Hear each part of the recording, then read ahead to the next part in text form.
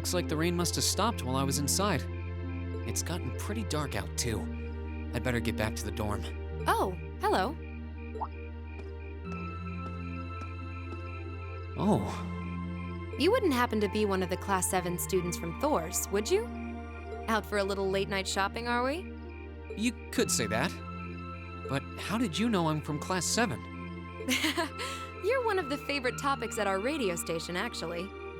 There are plenty of people out there who want to know more about Thor's dashing guys and gals in red. Oh, you work at the radio station? I think I've seen you around town a couple times in the early morning. Oh, really? Spectacle woman? By the time morning rolls around, I'm usually so out of it. I hope I didn't look like I was about ready to keel over. No, not at all. Hold on. Your voice sounds so familiar. Oh, maybe you know me from the radio? Good evening, everyone. This summer's turning into a real scorcher, isn't it? To beat the heat, we're going to be broadcasting tonight from a park here in Trista. Ring any bells? Wait. Huh? You're Misty? From Abendheim? No last name? Bingo. You must be quite the avid listener, recognizing my voice so easily. Glad to know I've got a faithful fan out there. Wow. I never figured I'd meet Misty herself, especially like this. I always make sure to catch Abendheim. It helps me relax while I'm studying. Thanks. But it sure is serendipitous, you know? Having a chance encounter like this, just after the rain's eased up. Ooh, maybe I should mention this on tonight's show. What you mean? I'm not sure that I really constitute a noteworthy topic for a radio broadcast. It's kind of weird. I only know her from Abendheim, but she seems just as friendly face to face. Is something the matter? I think I've seen you You're staring before. at me so intently. I feel a little embarrassed. Well, forgive me if this sounds a little odd, but this isn't actually our first meeting, is it? If I'm not mistaken, we met once before, in a hotel in Heimdall.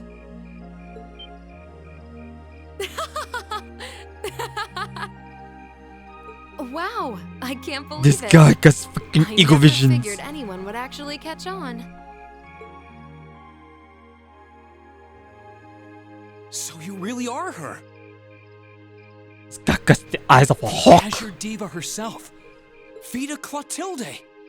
Right you are once again. Honestly, even the people I work with at the radio station don't seem to have noticed, so I'm surprised you could tell. That makes two of us. She's missing I the almost mole on didn't say their left anything cheek. because it just seemed too implausible. But if you don't mind me asking, how did a star like you end up working at Radio Trista? It's just a little something I do for fun on the side. Gotta spice life up a bit, right? The best part is, the people at the Opera House in Heimdall have no idea I come here to do my show every week. So don't go telling anyone, okay? It'll be our secret. Of Well, course. because Machias I and wouldn't dream of Elliot will go crazy. I'm amazed no one else has figured it out, though. It's not like you use a different voice when you're on the radio. Well, there's a little trick to it. You're not the only one who is surprised, though.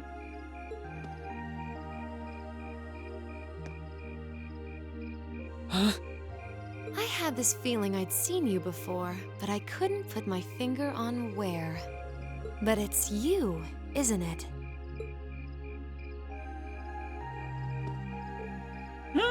Anyway, I have to get over to the studio now. Oh, and be sure to tune in to tonight's Abendheim. It'll be a fun one. Promise. Wouldn't miss it. And give my regards to those two, would you?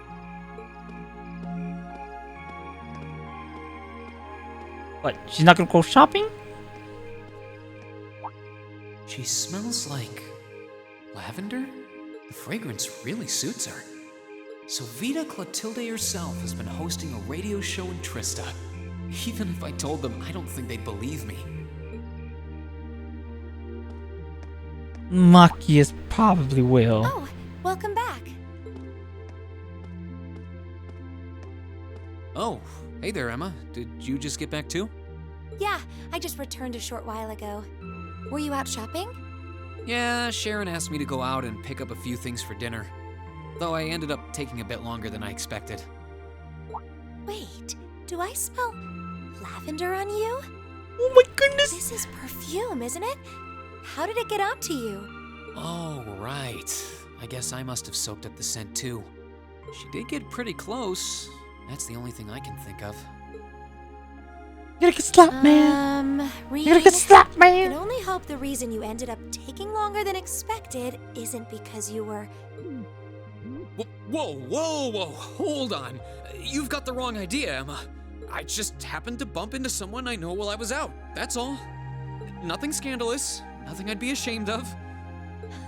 I never said it was. Though you do seem strangely defensive for a man who has nothing to hide. Huh. She's I back. wonder what would happen if Elise and the other girls were to catch wind of this. I swear, I just ran into someone I know after I left the store. Nothing happened. You just like raking me over the coals, don't you?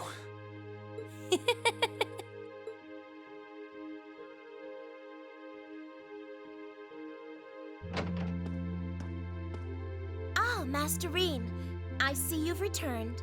Were you able to get everything I asked for? Sure did. Let me bring it over.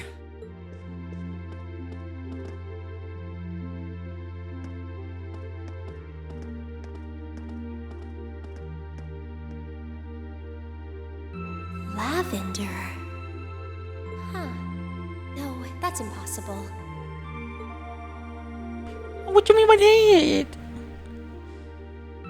Afterwards, Reen decided to give Sharon a hand with the cooking, and when dinner was ready, everyone sat down to enjoy a especially extravagant meal in celebration of Crow and Millie's joining Class 7.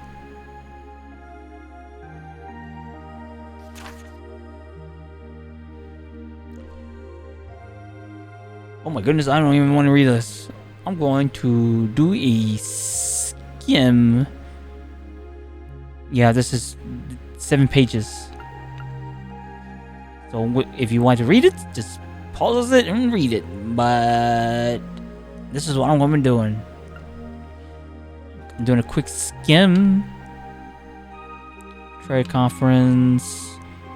Culture. Like Abel. What?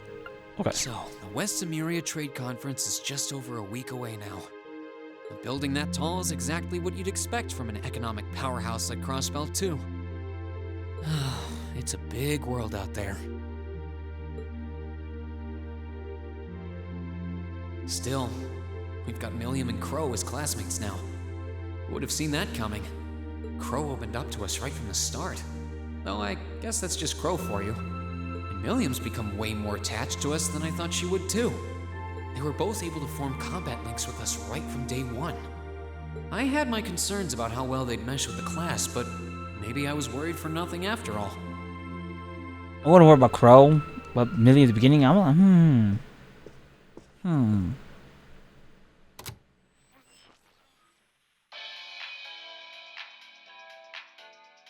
Good evening. I'm your host, Misty. It's August 18th and we're winding down a busy day here at 9 p.m. I'm here to give you all the cool you need to beat this summer heat. Hey, looks like I'm not too late to catch this week's Abend time. Seems like those hot summer days keep coming with no end in sight, doesn't it? But even this heat can't stop the momentum behind the West Emuria Trade Conference being held in Crossbell later this month. Prince Olivert and Chancellor Osborne will be in attendance for this watershed moment in international business. Personally, I'm more interested in the view from the top of that famous new skyscraper the talks are being held in. In some news closer to home, you all have probably noticed the summer showers we're getting here in Trista. The rain's let up for now, but it's managed to push that nasty nighttime humidity right off the charts. well, that's humidity. It's nights like these I wish I could smuggle an ice-cold beer into the studio. And the director is chilling over there, drink in hand, mocking me. But you know what? Forget that guy. Anyway, for all you students out there, your summer vacation's probably wrapping up, so I hope you made the most of it. Wait, I forgot that summer vacation at the military academy has already come and gone. Whoops. Still, it's never too late to do something bold that'll keep your memories of this summer burning bright. Do I say something? And what about you, Miss Misty? You're probably asking yourselves, well, you might want to sit down for this one. Because fate had a romantic rendezvous in store for yours truly just on the way to the studio today. A tryst with a young man in a park after sunset. Oh my god, my controller. Clinging to the grass. I'll treasure the memory forever. Or I would, if I hadn't just made it up on the spot. Chalk it up to a dreamer's poetic license, I guess. Still, maybe one day I'll feel the thrilling rush of a summer love. Gotta keep the fire burning. Wait, is she talking about when I ran into her earlier tonight? She's got quite the playful personality. Though somehow that doesn't come as too much of a surprise.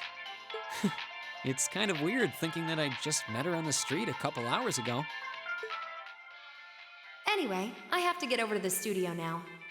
Oh, and be sure to tune in to tonight's Aubin Time. It'll be a fun one, promise. Wouldn't miss it. And give my regards to those two, would you? Those two? I didn't really think about it right then, but who was she talking about?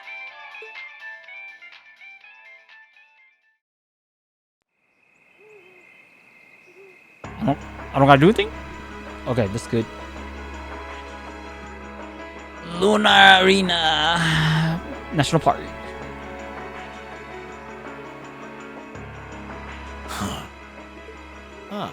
So you've arrived. Good to see you, boss.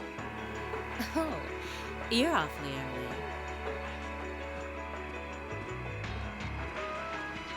Well met, Comrade V, Comrade S.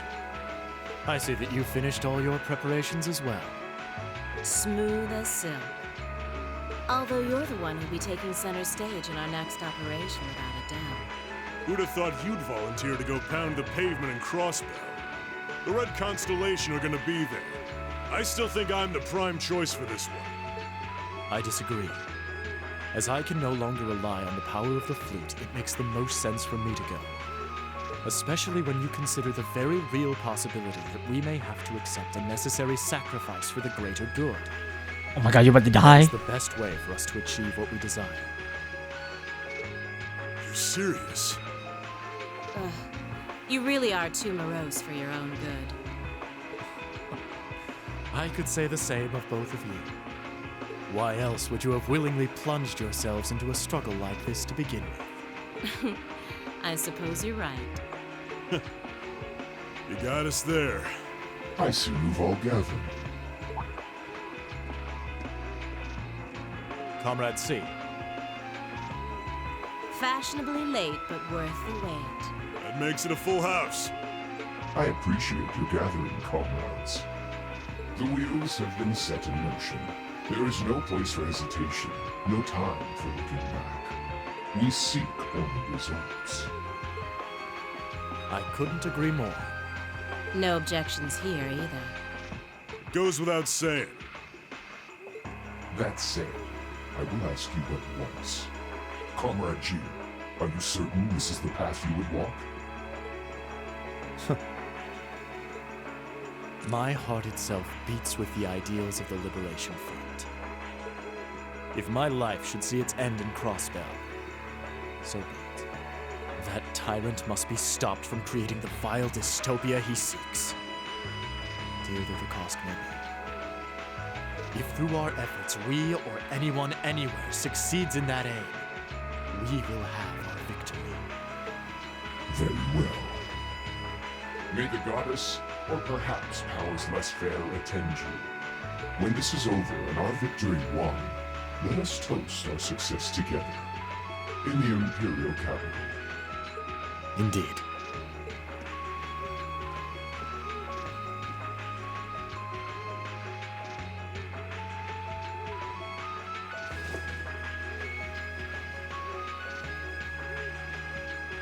Farewell, my comrades.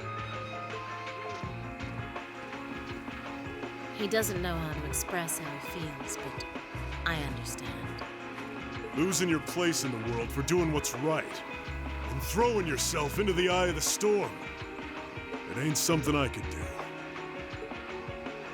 Different paths brought each of us here, but the road we travel now is the same.